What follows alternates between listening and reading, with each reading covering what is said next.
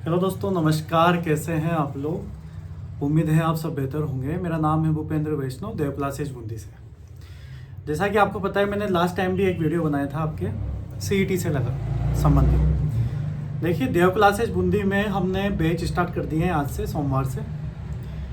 सुबह 7 बजे से लेकर शाम को मतलब दिन में 12 बजे तक का आपका बैच है। 5 घंटे की रेगुलर क्लास है, जिसके अंदर मैं आपको जानकारी दे दूँ कि 7 बजे आपके हिस्ट्री की क्लास है, 8 बजे आपके रीजनिंग की क्लास है, 9 बजे आपके मैथ्स की क्लास है जो कि मैं उसको हैंडल करता हूँ, 10 बजे आपकी साइंस की क्लास है, 11 बजे आपकी कल्चर की क्लास है। यानी कि हमने लगभग 5 सब्जेक्ट का यहाँ पर मार्जिन लिया है और 5 सब्जेक्ट हमने यहाँ पर रेगुलर क्लासें लगा दी है।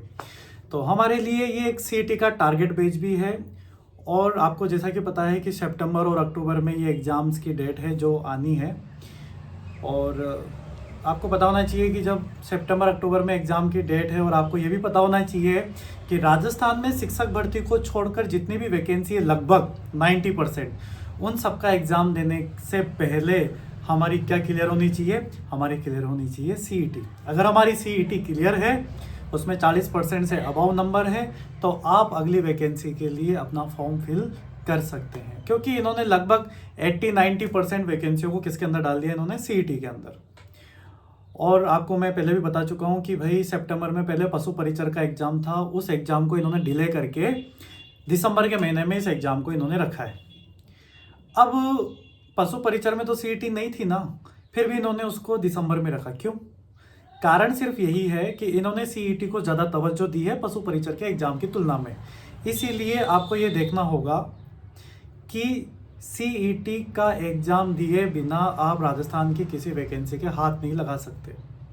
इसीलिए हम टारगेट बैच लेके आए हैं देव क्लासेज बूंदी में। सुबह 7 बजे से लेकर दिन में 12 बजे तक का बिल्कुल नया फ्रेश बैच है जो आपको देखना है।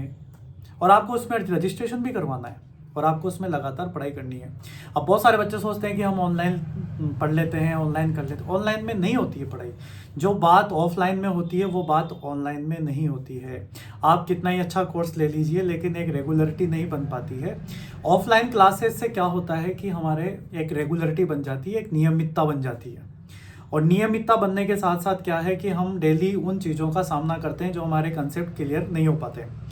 ऑफलाइन क्लासेज का एक बेनिफिट ये भी होता है कि आपके सामने बिल्कुल टीचर्स होता है। अगर आपका कोई भी डाउट है तो आप उस पर डिस्कस कर सकते हैं, या फिर क्लास के बाद भी आप अपने डाउट्स को टीचर्स के साथ डिस्कस कर सकते हैं। लेकिन ऑनलाइन क्लास में डिस्कस करने के लिए आपको काफ़ी वेट करना होता है और काफ़ी वक्त भी लग जाता है, जब तक तो वो कंसेप्ट ही निकल जाता है।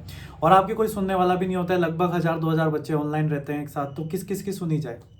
अब ऑफलाइन क्लासेस में तो आपकी प्रत्येक की बात सुनी जाती है, किसको समझ में नहीं आया, एक आइज इंट्रक्शन भी होता है सबसे, है कि नहीं है?